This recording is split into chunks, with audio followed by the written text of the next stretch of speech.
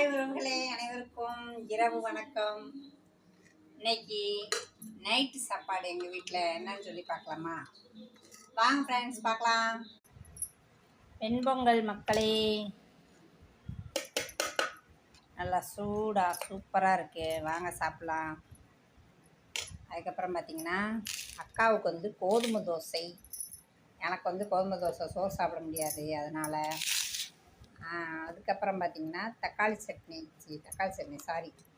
தேங்காய் சட்னி. அதுக்கப்புறம் என்ன, சாம்பார்.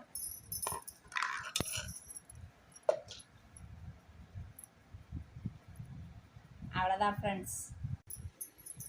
ஃப்ரெண்ட்ஸ், இன்னைக்கு எங்கள் வீட்டு டின்னர். உங்கள் வீட்டில் எல்லாம் என்ன டின்னர்னு சொல்லி கமெண்ட் பாக்ஸில் சொல்கிறீங்களா?